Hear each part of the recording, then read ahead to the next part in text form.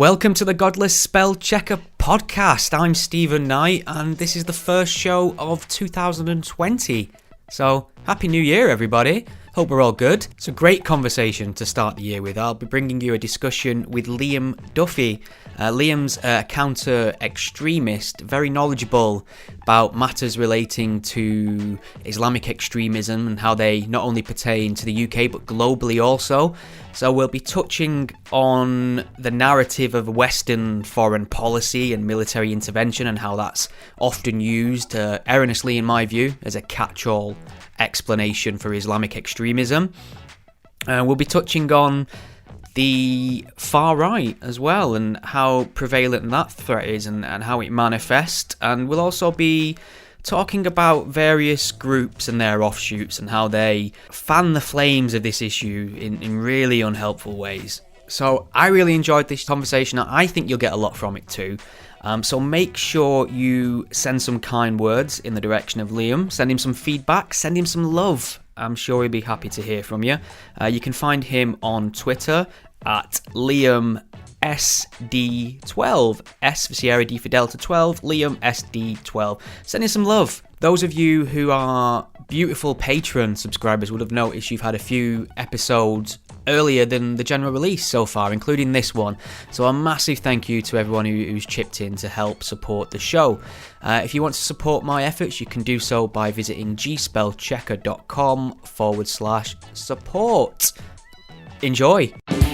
There's a word that some folks find real hard to spell. Ain't it horrible for me, except after seeing who cared to go burn in hell? But then along came a man, a spell checker from the God of Creed, and he set out upon a noble quest to help those who don't know what it means. And he said, it goes A-C-H-E-I-S-T, and don't you put that I before that E. A-C-H-E-I-S-T, don't mean we know, speak to W. And he keeps telling them things he got to say. A reason shoppers at night will make him run away, but if they start that fight, well, they can go all day. Spell checker, he's a guy, spell checker. Now you know how it goes, I sing along with me. A-C-H-E-I-S-T, A-C-H-E-I-S-T, A-C-H-E-I-S-T, A-C-H-E-I-S-T. It's a great pleasure to welcome Liam Duffy to the GS podcast. Liam, how are you doing? Not too bad. How are you, mate? Yes, I am especially well to be talking to you post general election verdict, not under a Corbyn government. I don't know how you feel about that. Well, I do know how you feel about that. I'm lying. I think all my Twitter followers, my modest Twitter following, know exactly how I feel about that one. Yeah. I'm reasonably happy. Yeah, I mean, we were just saying before we started recording, I mean, I was confident that the Tories would do it up until about 3 days before the general election, and I kind of got taken in by this overinflated sense of Labour superiority that social media gives you. All my Facebook was Labour, all my Twitter was Labour. All the pictures of people queuing outside the polls of young, presumably first-time Labour voters, and then we get to the polls and they get absolutely annihilated. So I mean, maybe there's something to be said there about social media not necessarily reflecting reality. Yeah, and I think Nick Cohen tweeted pretty much that as soon as the exit polls came out. He said, "Don't mistake your Twitter feed for the country." Yeah. It's spot on. I think Twitter is overwhelmingly kind of like left-leaning, educated, metropolitan, and sadly, those kind of educated, left-leaning people, I think, were kind of hoodwinked by a very nasty individual, to be honest. Well, we'll definitely pick up on that in a little while because we'll be talking about national security, one of your areas of expertise, and Corbyn definitely links into that in numerous ways. But before we do that, maybe you can tell us a little bit about your background. What is it that you do, and how would you describe your work to people? So that is a very good question, which I always struggle with. So I'm a bit at the moment. I'm a bit of a kind of jack of all trades, working in the broad kind of counter-extremism and counter-terrorism field. So I've kind of pretty much done that since graduation, with a couple of breaks to go and get a suntan overseas and discover myself and all of that. But I used to work in the government's prevent strategy, which is obviously, as the name suggests, that's the prevention strand of our overall counter-terrorism strategy. So I was responsible for the delivery of that in a London local authority for a few years. That's the state anti-Muslim legislation, isn't it? According to some people, yeah. Well, we can get into that. Sure. So I did that for a few years. Then I ran a very small kind of non-profit that was a kind of educational mission about the September 11th attacks. So not many people know this, but there's a piece of the World Trade Center in London in the Olympic Park. And I kind of ran this organization that was originally responsible for bringing that over to London as a kind of gift from the American people. And we also ran kind of educational programs out of that, teaching about September 11th, the war on terror, and just the kind of impact on society of terrorism. And then until, fairly recently, I've been running my own programs on kind of prevent strategy related work. But broadly, kind of the international terminology is CVE, which is counter and violent extremism. So I do a lot of training and capacity building on that, mostly in London. But at the moment, for example, I'm working on a project in Kenya, kind of for delivery to civil society organisations and law enforcement that are dealing with Al-Shabaab recruitment and radicalisation. And I'm sure many of your listeners will know that Al-Shabaab is the kind of Al-Qaeda franchise in Somalia that is also active in Kenya as well. So that's what I'm doing at the moment. And then I've done some kind of research reports for think tanks on extremism, done some stuff for business on, some reports on extremism, counter-terrorism, and so like I said, a bit of a jack of all trades / mercenary at the moment. Excellent. Yeah, I was not aware that there was a piece of the World Trade Center in a London park, and I do consider myself as a bit of a 9/11 buff, so I'll hang my head in shame on that one. But it'll be on my list next time I'm down south to check that out. Yeah, no, it's really sad. It's sad that it's not kind of more known about, and I'll take responsibility for that, having run the organisation for a little while. But it's right next to the aquatic centre in Olympic Park, and it's 20-something foot tall. So it's a big old piece, and it's in a very quiet kind of part of the park as well. So it's worth stopping by and just having a look and a moment. So one of the popular narratives surrounding extremism in the Western world and also in the UK, and it came up in this election cycle, courtesy of the Labour leader Jeremy Corbyn. It's this pervasive narrative that the Western states' misadventures in the Middle East, interventions, foreign policy, things like that have not only created these jihadist groups that we see carrying out acts of terrorism on Western soil, but it also creates new jihadists, and that narrative very rarely gets challenged. We seem to be quite happy to nod along to it and say, yeah, it's all our fault, maybe if we were just a bit nicer. And I'm not being flippant in the sense that I'm completely disregarding foreign policy and interventions in Iraq and Afghanistan, but for me, I don't think they come even close to explaining the bigger picture of jihadist ideology. So what are your thoughts on this pervasive narrative of Western influence here?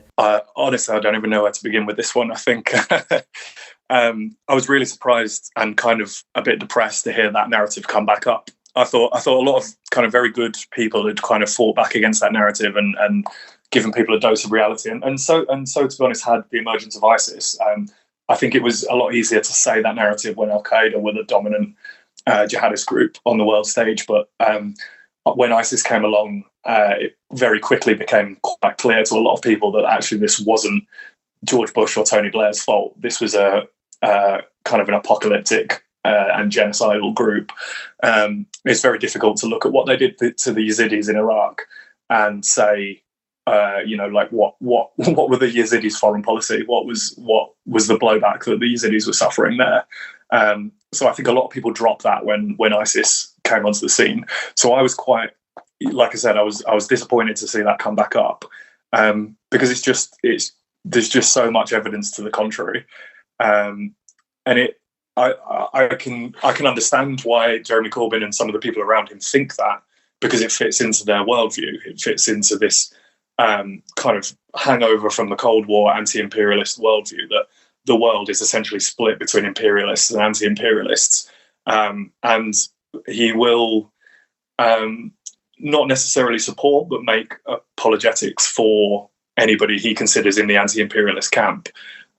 So it's all about everything. You know, he is incapable of seeing jihadist terrorism through the lens of anything other than Western culpability, and it's just not right. There's a lot of evidence, like I said, to the contrary. ISIS, for example, took all sorts of strategic decisions that were not in their strategic interests, but they took them because they were acting entirely out of a belief in this apocalyptic ideology.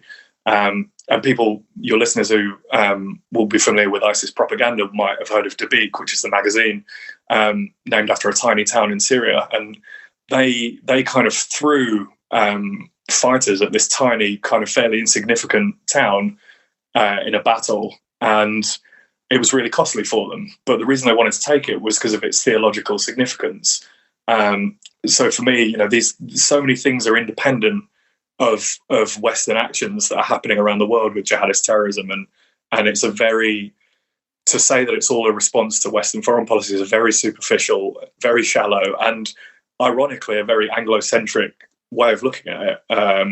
I say Anglo-centric in the British sense here, but it could be a kind of Eurocentric or America-centric way of looking at it, which is often something the left tries to reject. That kind of, they claim to reject that Anglo-centric worldview, but this is a completely Anglo-centric way of looking at it. Yeah, I agree. I mean, that specific issue of Dabiq, and I am a passionate subscriber.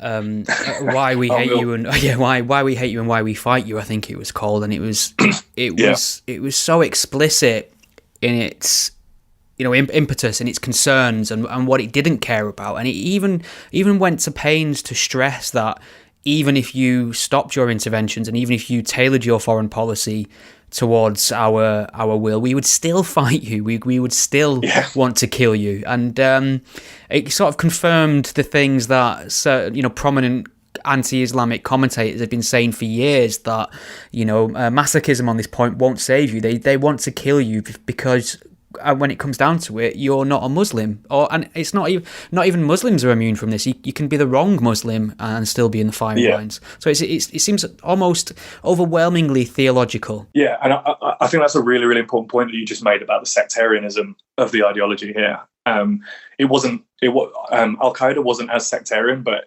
ISIS, Islamic State, was a deeply, deeply sectarian. Or is, I'm using was in the past tense, it is a sectarian movement. Zarqawi, who Abu Musab al-Zarqawi, the Jordanian who founded Al-Qaeda in Iraq, before the Iraq War, I might add, he had a kind of pathological hatred for Shia Muslims, and you know, his and the group's desire to slaughter the Shia of Iraq way outweighed their desire to slaughter and, you know, kill and maim Brits and Americans, and that was pretty excessive. That desire to kill Brits and Americans, and what were the grievances against the Shia? What were the theological grievances against the Shia? Well, actually, like, yeah, they are, and this goes for the West as well. They are pissed about foreign policy, but they hold the Shia responsible for the Mongol sacking of Baghdad. You know, these are not things that have happened in any of our lifetime. So. Yeah, I kind of answer this by saying, actually, yeah, jihadists are, you're right, they are pissed about foreign policy, but they're pissed about foreign policy in the 15th century. They're pissed about losing the Iberian Peninsula. They're pissed about being turned back at the gates of Vienna. So this is not something we can fix with making kind of minor foreign policy adjustments. And even if it was, do we want our foreign policy to be run in our interests, or do we want it to be dictated to us by jihadists? I'm going to go with the former. Yeah, agreed. Do what we say or we'll kill you is not the best strategy for reforming foreign policy, I don't think. But I mean, we've touched on Corbyn, and he's not going to get any love on this podcast from either of us. But he has already been described as a significant security threat by, you know, senior members of, I think, MI5 at one point. He's had associations with the IRA in the past. He's always willing to cozy up to any sort of theocratic crackpot. that has anti-Semitic genocidal designs. And if he'd have won the election, how much of a threat do you think he would have posed? Or do you think it's a case of, well, he'd still have people around him who knew what they were doing? That's a really, really tricky question. Yeah. I think he, and particularly Diane Abbott as the Home Secretary, would have had a real reality check if they'd have got into power. And, the first briefings from the security services that kind of outlined the nature and the scale of the threat, I think would have, maybe I'm being optimistic, but I think that may have moderated them somewhat.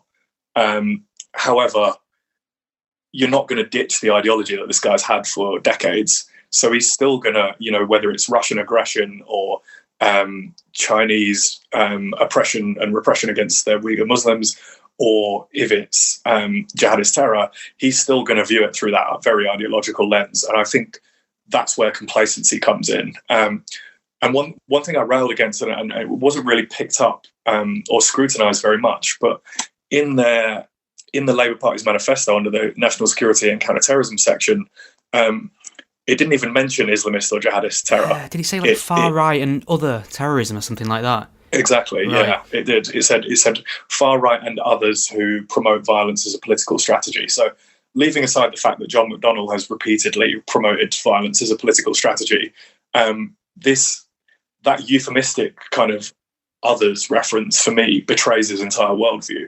It kind of says to me that he thinks he would get into power and enact his vision of an ethical foreign policy, which would not be ethical whatsoever, but his vision of an ethical foreign policy, and as a result, jihadist terrorism wouldn't be an issue. And I think that there would be huge complacency on that. And just domestically speaking, the real fear for me, and this is actually one of my principal worries that I maybe don't think was shared by kind of non-nerds in the counter-extremism, counter-terrorism field, is that a lot of the kind of non-violent Islamist groups who operate in the United Kingdom, I think they would have been turned to as kind of valid partners on our counter-extremism and counter-terrorism strategies.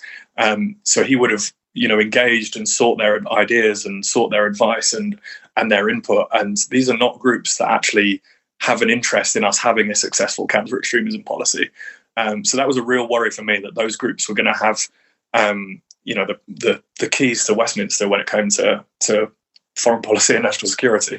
Absolutely, yeah. So I will want to touch on some of them groups later, perhaps not by name, obviously, because they're very adept in sort of litigious, I think, lawfare would be the lawfare thugs. Yeah, exactly. But moving back to sort of this idea of far right terrorism being on everyone's agenda, it's the one that everyone's comfortable speaking about, and we're quite happy to point out the ideological motivations without any caveats or equivocation. We know straight away when a white supremacist, does something at a mosque or a synagogue. We know exactly what to call that, and we know exactly how to deal with it. Doesn't seem to be a comparable appetite for Islamist extremism of the same vein. But I suppose my question is, How significant is the threat of far right? I mean, no doubt it has increased, but how significant is that increased? And I suppose to link onto that, how does that compare to the numbers of jihadist attacks in the UK or foiled jihadist attacks? I don't know if there is any reliable data on that. So I think there's a couple of caveats here. So my first one is a personal one. So I'm no expert on far-right extremism at all. I wouldn't call myself an expert on anything, but far-right is certainly not something I kind of study in my research or do kind of training or anything like that on. But I obviously, through kind of osmosis of being in the field, have picked up a fair amount of information. The other thing is we need to make a big distinction between what's going on with the far right in the United States and what's going on with the far right in the UK. Yeah. And that distinction isn't really made in a lot of public commentary. So there was quite a real reaction to the El Paso terrorist attack that was fairly recent. Remember there was a terrorist attack at a Walmart against kind of Latino Americans. There was a huge reaction to that in this country, and it was kind of seen as evidence that we need to, take steps and measures in this country, and we definitely do. But for me, there's a very, very different threat picture in the United States to here. They have all sorts of genuinely violent far right movements in the United States. So there's kind of a sovereign citizens movement that tries to, tends to keep to itself, but if it's challenged by the authorities, it will resort to violence. There's the KKK, obviously, is still active, nowhere near as influential and strong as it was decades ago, but it's still active. And then there is this kind of great replacement narrative, I do think, has some a bit of a resurgence and a bit of resonance. And it doesn't to the same extent in this country. I don't think we have a genuinely violent fascist movement in this country in the same way as they do in the United States. So I think that's a distinction that needs to be made. There is a far right threat. It is growing, and it's growing around the world as well. There is another distinction, though, and that's in this country. I think we need to make a bigger distinction between extremism and terrorism when we're talking about this issue. I would say we've got a fairly large far right extremism problem, but it's kind of, when I say extremism, I mean that kind of street level agitation, vandalism, hate crime, that kind of stuff, and a lot of that is up in online milieux as well. In terms of the actual groups that are looking to commit terrorist attacks, you might think of groups like National Action, and I think at last count they kind of had around maybe 17 members, and quite a lot of them have been arrested now and locked up. Whereas by the kind of security services best estimates, there's around 23,000 potential subjects of interest in a jihadist milieu in this country. And that's quite staggering when you kind of consider the percentage, the Muslim percentage in populational terms. That's quite a staggering figure, isn't it? It's still fringe, but it's not as fringe as I think well-meaning commentators want to make out. It is a big number. And when I say subjects of interest, these are not people who are, under round-the-clock surveillance because they're about to launch a terrorist attack. This is the kind of total numbers that the security services has either previously considered a subject of interest, may consider a subject of interest, and people who are under surveillance. So it is a big number. The vast majority of those will never actually commit an act of violence, which is the way with all extremists. It's only a tiny minority within the extremist milieux that actually ever do anything about it. But it is a significant number, and it comes back to a bit of denial and naivety about the scale of the problem, I think. The thing is that jihadist attacks now seem to have happened so much or foiled so much. They seem to have a very short shelf life. So we're no longer talking about the Westminster bridge attack from a couple of weeks ago. I mean, that wasn't even the first time that had happened there in recent memory either. And it was used as a political football by both sides, really. One, finger pointing at the other, because this terrorist, this jihadist, he was actually in a government programme to try and de-radicalise him, which failed, obviously. And I was wondering if you knew anything about what had happened there, whether that had been mishandled, and what sort of programme these convicted jihadis are in. What is the de-radicalisation process there? So he did have interventions, and he did, as far as I know, he did have mentoring while he was in prison. And as we know, he was part of this programme with Cambridge University. By the way, just a side point about the kind of politicising of the attack. I tend to think that's a bit silly when everybody says, "Can we stop politicising the attack?" Terrorism is politics. It is inherently political. So, and whatever response we have to it is going to be political as well. And different sides of the political spectrum are going to have a very different view on how we should respond to that. So. And it is a discussion that we need to have, and we need to have it immediately when there's been a terrorist attack.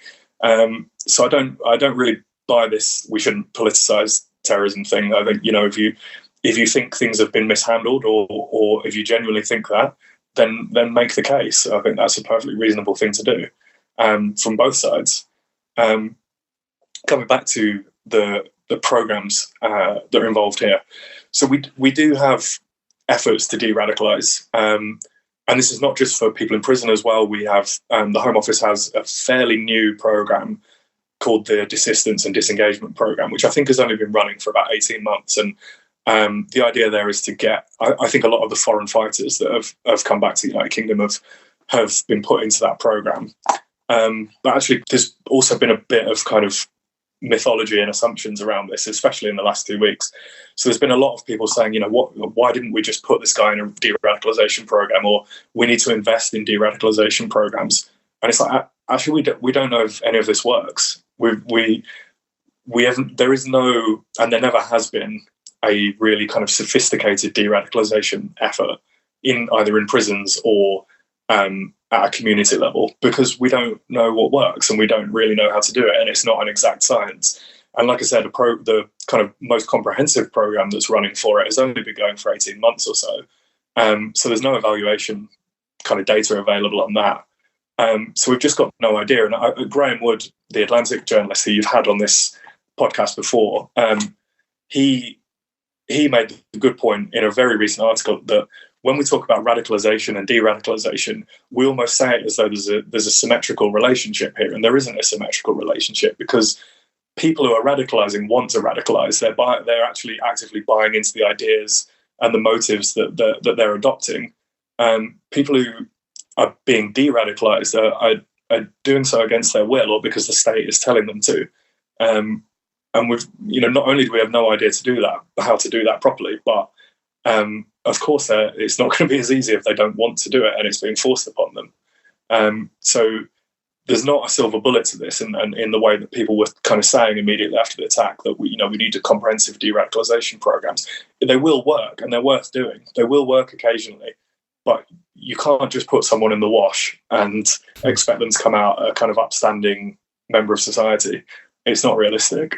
Yeah, I mean, keeping on the topic of recruitment, and you've just referenced Graham Wood there, and he's got that excellent book, The Way of the Strangers. I think I've remembered that title correctly. It's very, very objective chronicling of the rise of ISIS and a documentation of the ideology. And one of the things that he points out there in terms of recruitment, that it almost certainly always involves a very charismatic recruiter, an individual who brings these people together. And I suppose, I imagine that's true for the UK. And I suppose Anjem Choudhury was our bogeyman. I think this latest attacker also was a disciple of Anjem Choudhury as well. Yeah, he was. It's often the word is used is grooming, and that seems to be used in three contexts. The first one would be the child grooming cases, which are separate from the issue of jihadism. The other two would be encouraging a young, typically male individual to, develop a more radicalized notion of Islam and take up arms, whether that be domestically or, traveling across the border to Syria from Turkey. And then the other way grooming is often used is to talk about jihadi brides, quote unquote jihadi brides, young women who are sold this life of the perfect Islamic caliphate with their Islamic prince, and they're convinced to go over there to be wives and various other tasks. So maybe you could talk a little bit about how grooming works, how it manifests, and what some of the misconceptions around it. So maybe it's useful to talk about the word radicalization. So we've obviously touched on de-radicalization.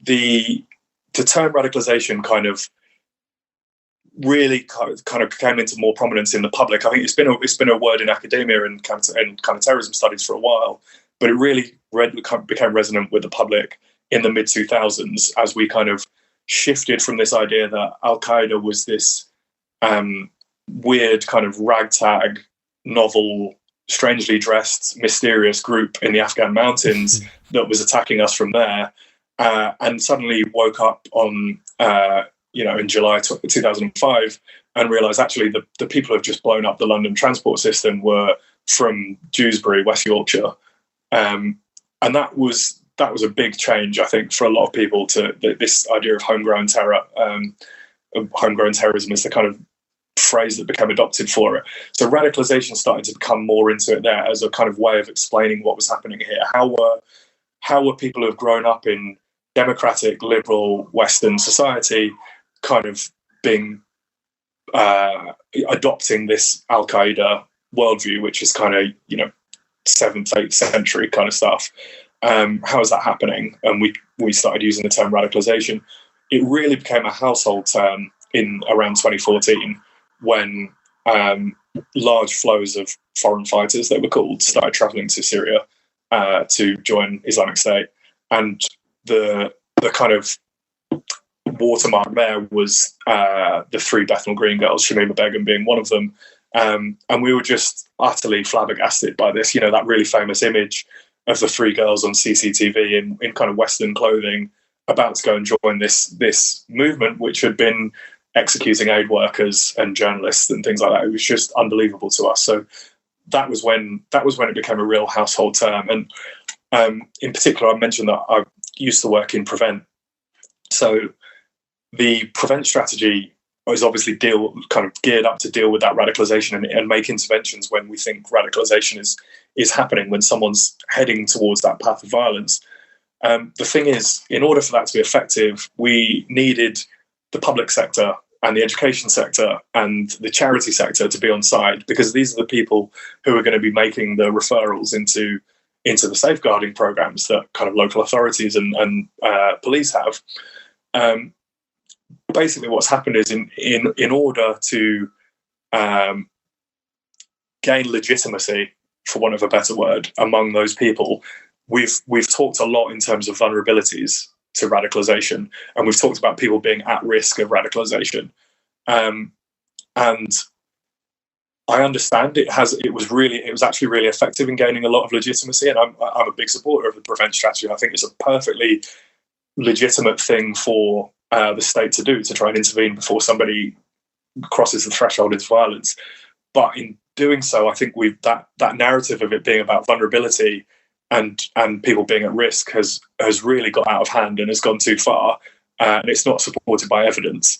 And particularly when you add this online element, that the narrative is that people are kind of going into their bedrooms and kind of catching terrorism by looking at the wrong websites as though it's a medical condition.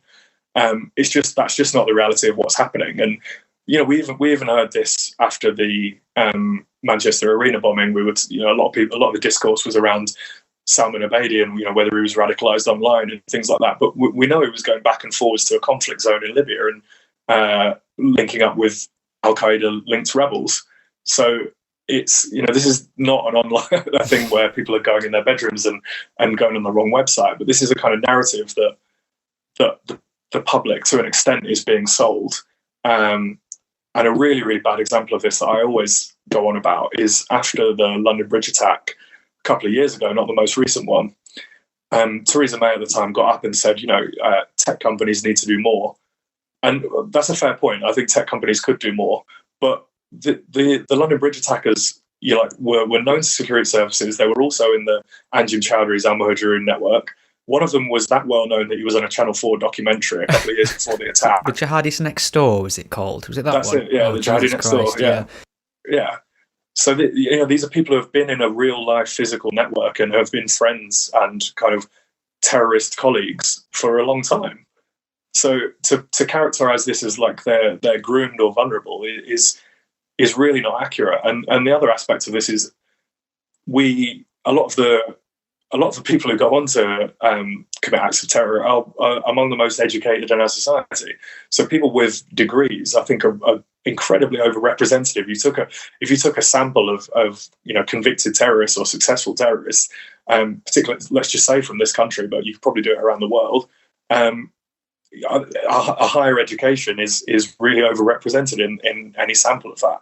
So these are not kind of socially isolated loners who are being exploited by mysterious recruiters on the internet.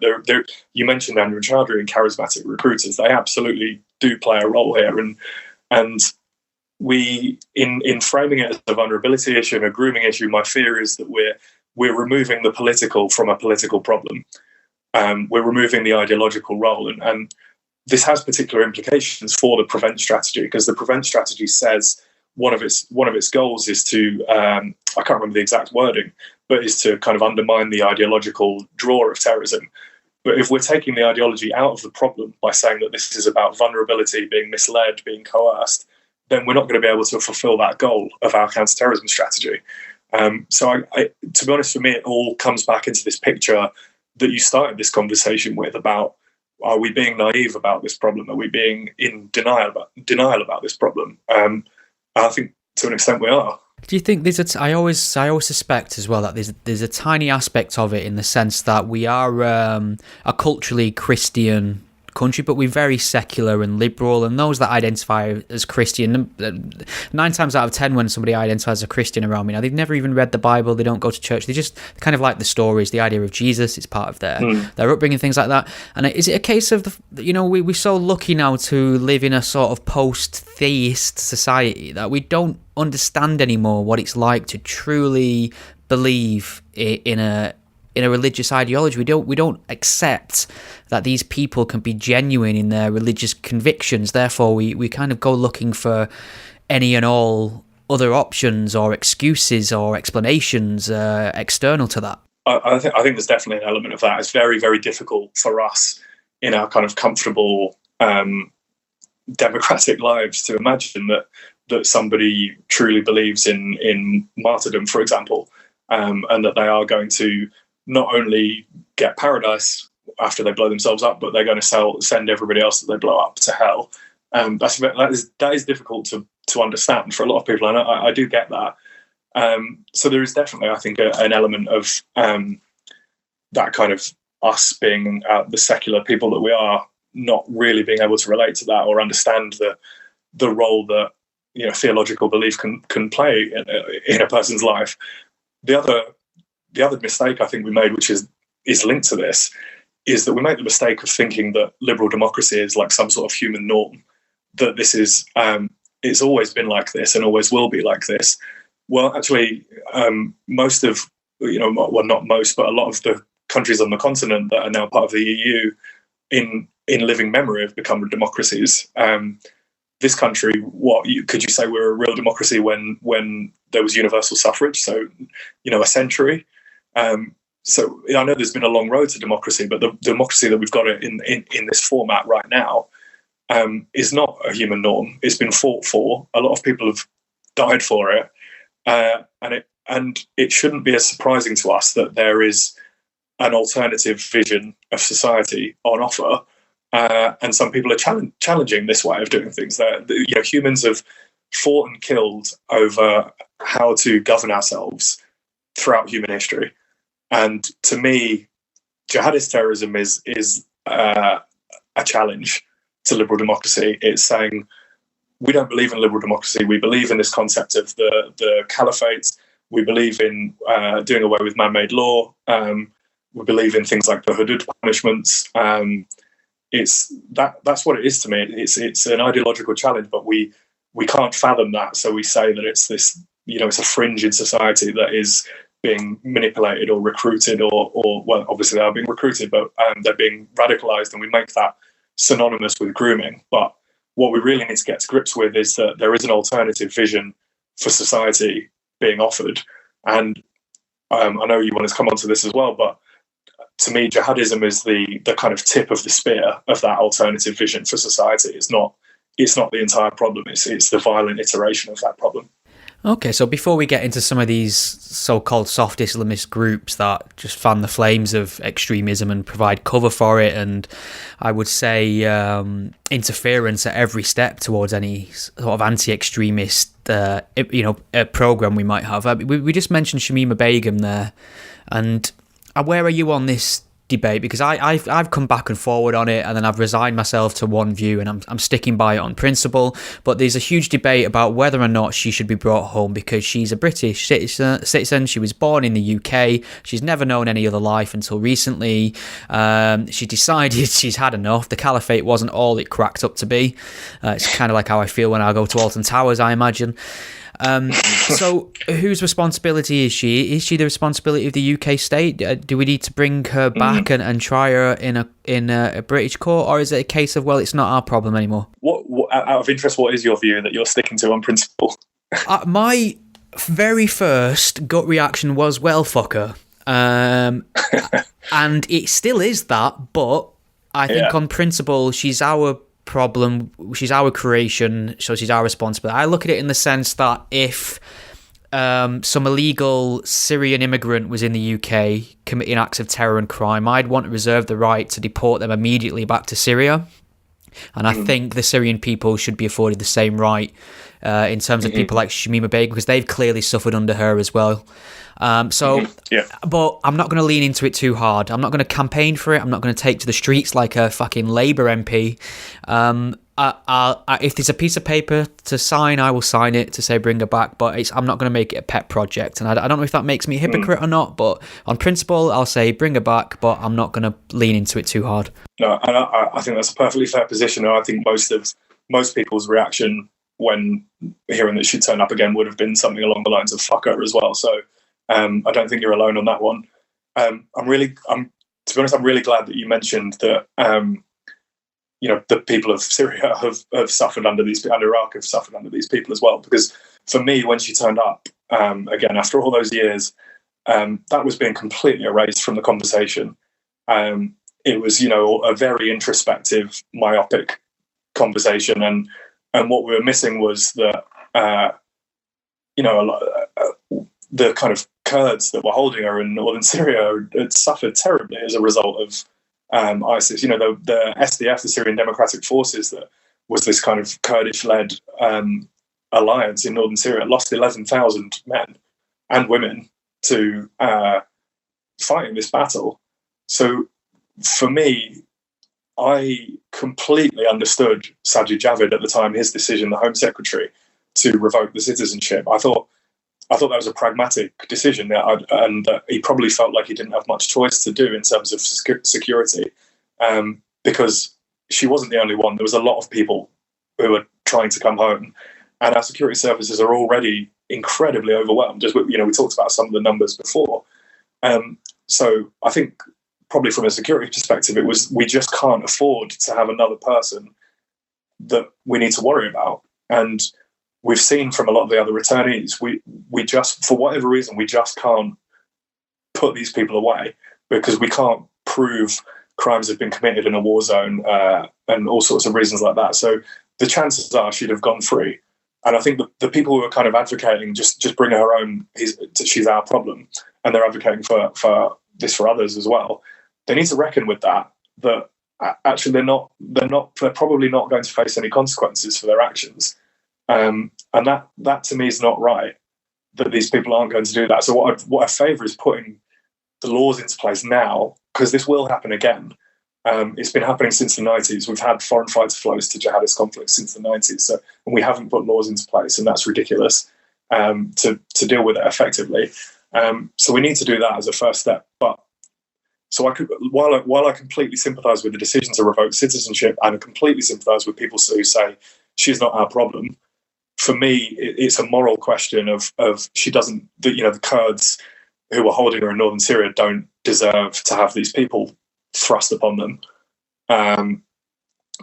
They've caused them enough terror and grief and misery already. So for that reason, these are our allies. These are the people who fought the world's fight. For that reason, we need to take these people off their hands. And now, to be honest, there really is a kind of real humanitarian problem emerging, where the kind of remaining ISIS fighters are being, kept in pretty hellish conditions in these camps and in these prison camps in northern Syria. And I do think that argument, if we actually are living up to our values, we probably need to fix that now. And if that's not out of sympathy for these people whatsoever, I have no sympathy for them whatsoever. But can we afford to indefinitely keep people in, 70 people in a kind of 5 by 5 meter cell for the next 4 to 5 decades? That's a humanitarian problem. Yeah, it is a conundrum. And I suppose in a way, with the revoking of the citizenship, I suppose, we don't feel like we are, but we are at war in a sense. It's an ideological war. It is, a violent war as well. And I think if we were to sort of push the message that as a British citizen, you can go and join a terrorist organisation that has declared war on the West and your home country and carry out murder and rape and various other horrors, just to know that because you've got a British passport, you will get treated with, the superior Western way of human rights and due process. I think it just lowers the risk for these people contemplating whether or not to travel. And I think you want to make it the least amount, you want to give it the least amount of appeal as possible while these people are considering it. I suppose that's another aspect to think about. I completely agree. We can't, I often joke about them being like jihadi gap year students. We can't have generation after generation of people deciding to just go and fight in a jihadi theatre. We just can't have that, and then just come back and face no consequences. And that's what happened to a lot of the Bosnia returnees. They came back and faced no consequences, and the influence that they've had on British society even today, some of the Bosnia returnees are still radicalizing people and still pushing out the kind of that ideology. So they're still having an impact decades later. So we can't have this generation coming back and destabilizing society for the next 2 to 3 decades, because it will be the next 2 to 3 decades.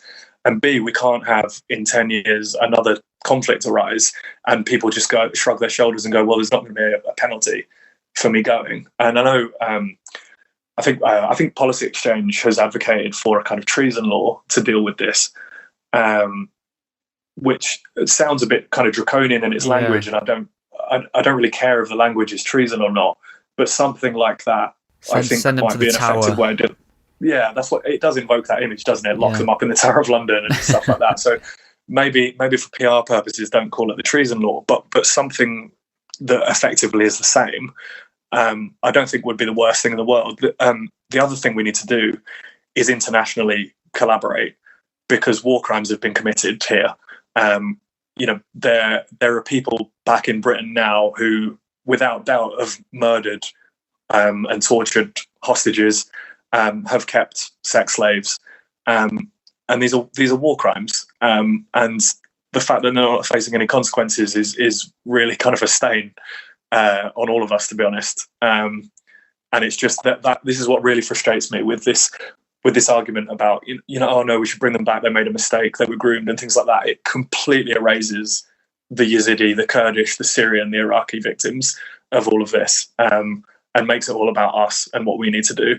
And I would like to see these people face some sort of consequences for the misery that they inflicted on people in the Middle East. Let's talk a little bit about the endless conveyor belt of Muslim interest groups that seem to pop up in the UK. There's various rebranding often. They're obviously in each other's pockets, different offshoots of the same thing, and they seem to exist, as far as I can see, solely to put an acceptable face on the idea of UK Muslims, which isn't a problem per se. That would typically be a great thing to have a sort of liberal, peaceful, moderate Muslim group in the UK. But the problem is when you tend to scratch the surface of a lot of these groups, they provide a lot of the shade and cover for Islamism and extremism, or just out and out promote it, from what I can see. And it seems like in the government's desperation to have some sort of anti-extremist strategy, they're happy to hand out funds to a lot of these groups, not aware, because they don't seem to understand the ideology, that these people are just fanning the flames of extremism. So I don't know how much you can talk about that and how specific you can be, but I mean, this is a real issue, isn't it?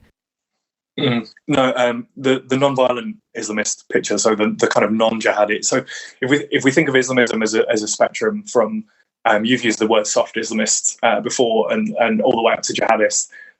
If we think about all of these people who this is an ideological movement that wants to install a global caliphate, and it wants to do away with democracy and live under their incredibly strict and harsh interpretation of Sharia. That's Islamism as an ideology. I mentioned the tip of the spear, the kind of the sharper end of that is the jihadi groups, the Al-Qaeda, the ISIS, the Al-Shabaab. These are the people who are willing to use violence and terror to pursue that aim. But there is also a much, much bigger intellectual movement behind behind that entire Islamist ideology, which we do overlook.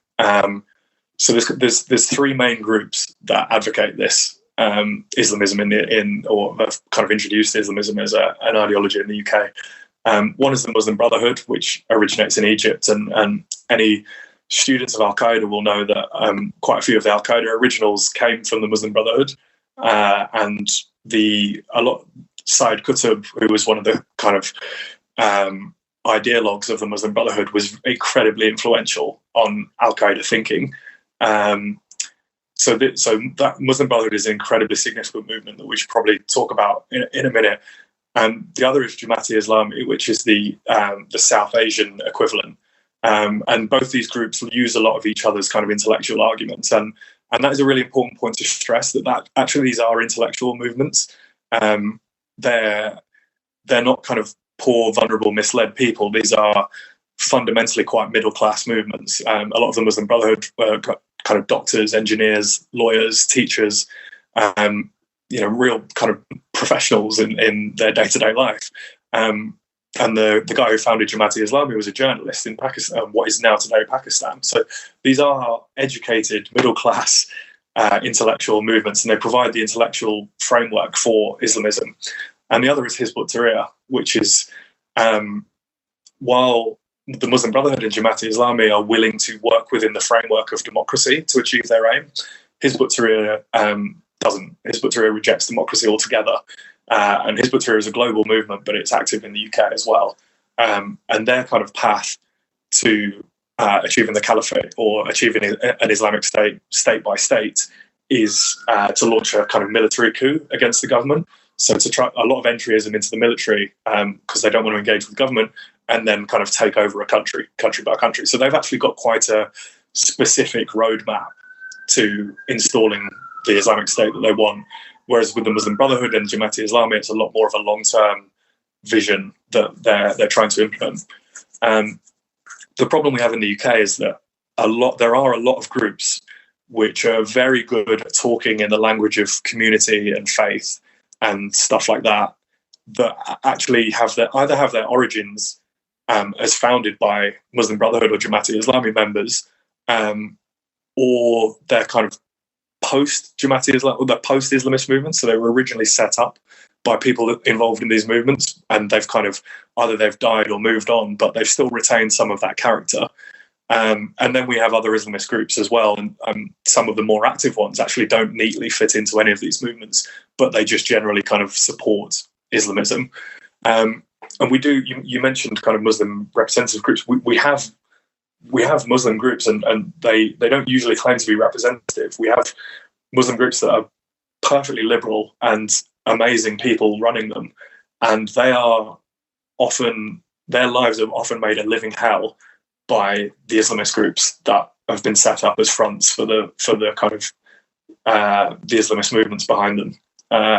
So that's a really interesting dynamic that I think a lot of the public doesn't have an awareness of, that the kind of liberal Muslims that are really trying to integrate and do positive work in their community are often the target of either Hizb ut-Tahrir kind of on the ground in the local area, or by kind of lawsuits. You mentioned litigiousness before, by lawsuits and by smears and reputational attacks by the Islamist groups. So that's a real problem. Yeah, so they're obviously very well funded as well if they can put their back into a lot of this legal aid. Yeah, I mean, so the Muslim Brotherhood has offshoots and groups all over the world, and you're right, they are very well funded, and historically there's been quite a lot of Middle Eastern governments have used the Muslim Brotherhood as a kind of proxy in Western countries and have supported them, and because of sometimes out of pragmatism and sometimes out of ideological affinity.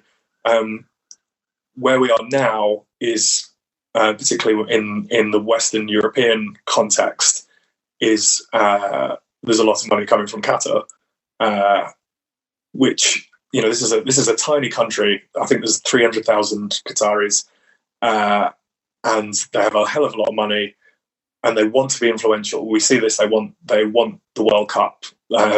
They want to be a global player on the world stage, but they don't have the manpower. They don't have the human resources.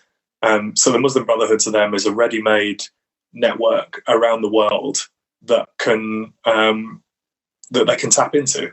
So a lot of the money is flowing from that part of the world to these groups, and there's a few zeros on the checks, to say the least. In terms of understanding the problem and bringing it back to UK politics in a sense, I'm centre left in my politics, but I spend a lot of time bashing the left as much as possible, because I really care about this problem of jihadism and Islamism and ideological extremism, because I think it doesn't get spoken about enough, or if it does, not particularly in the correct ways. And I think it's a lot worse than the average person knows about. And I'm very pessimistic in it, in the sense that I think it's going to get a lot worse as well. And unfortunately, what I've noticed is, when I look around in my left-wing liberal circles, nobody's talking honestly about this, if they're talking about it at all. But it always seems to be people who identify as conservatives or centre-right who seem to understand the issue, which is not ideal for me, for somebody who wants to make allies with people on the left. I mean, for instance, David Cameron spent, our former Tory Prime Minister, spent a lot of time making noises about Islam being the religion of peace, but towards the end, I think he made noises to the tune of it's no longer enough to just say it's the religion of peace, when you need to look at the ideology behind it. Boris Johnson seems incredibly red-pilled on the idea of Islamism, and just he seems to have a bit of a disdain for Islam in general, which I'm perfectly comfortable with. So I suppose my question is, why is it that people on the left, my team, should I say, who have no problem seeing the issues of white supremacist ideology and how that informs violence and hatred, can't make the same link with jihadists and Islamists and things like that? Well, we've got a big battle ahead of us, and part of that battle is to convince the social democratic left, the kind of centre left liberals, that this is worth fighting. This is worth fighting over. I kind of think the left on this subject is split into two to an extent. So there's the kind of hard left, which actually is I would say is actually perfectly aware of who Islamists are and what they stand for, but is willing to make pragmatic alliances. And I think George Galloway's Respect Party was a good example of that. The Stop the War movement was a good example of that. I think they know, and the Islamists know, that they're getting into bed with the hard left, but they see it as a pragmatic alliance that they should make in the meantime. But then the bigger problem that we need to reach is this kind of well-meaning, but dare I say it, slightly naive centre-left crowd that we've talked about naivety and denial over the problem. I think they're not speaking out of this and out of any maliciousness in the way that the hard left is, but they just feel uncomfortable because often the loudest voices on this are from the right, and the most belligerent are from the hard right. So I think people on the centre left really need to stand up and show that there are ways to talk about this, and it is perfectly possible to say that there is that the ideology does matter and that there is a theological basis for the ideology. It's perfectly possible to say and accept that and not hold anything against Muslims. That's perfectly possible. These are two perfectly plausible and coherent worldviews that you can hold side by side.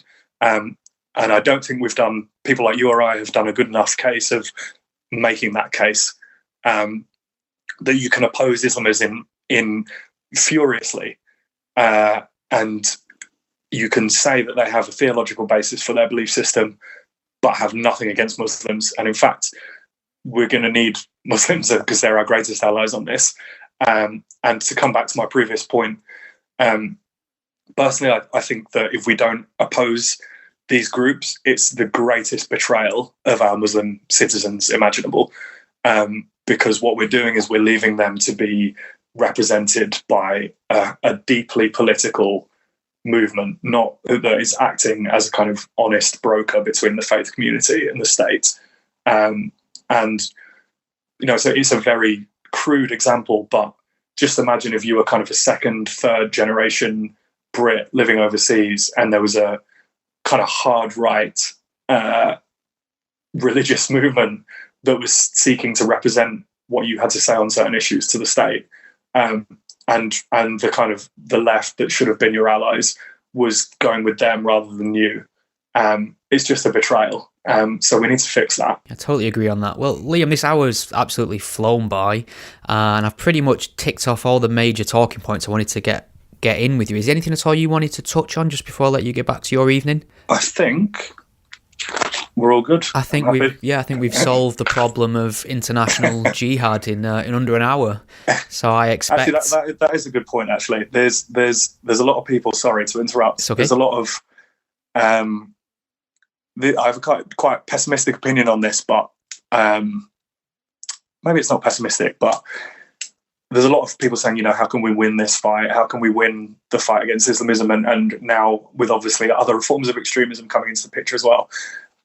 Personally, I don't think we can win. I think this is not something that Western countries can actually have that much influence over.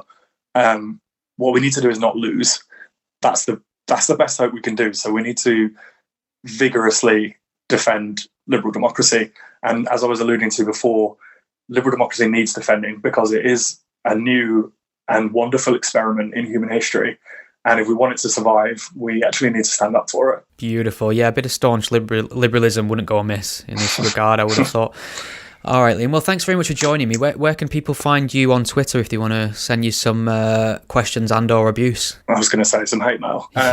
So so you can just probably search my name, Liam Duffy, on Twitter. I think my handle's at LiamSD12. But yeah, reach out to me on there, email me, whatever you need to do. More than happy to talk. That's great. Thanks, man. Thanks for coming on the show and speaking a lot of sense. No worries. Thanks so much for having me. Thank you for listening to the Godless Spellchecker podcast. The podcast is a one-man operation, produced in my spare time away from my day job, and I love making it for you. If you enjoy what you hear, please consider lending some support. The show is entirely listener supported. I don't sell anything, I don't run ads, and given the alternative and unpopular focus of my content, it's very unlikely to find a sponsor. So there are a number of ways you can support and chip in and help improve the show and give me more time to produce more content. You can become a patron supporter and pledge a monetary amount per month or per episode by visiting patreon.com/gspellchecker. If you can't lend monetary support right now, don't worry, there's other ways you can help the podcast too. You can share it on your various social media networks, or take a moment to leave a review wherever you listen to it. Your support is massively appreciated. Thank you. Think we've all learned something here today?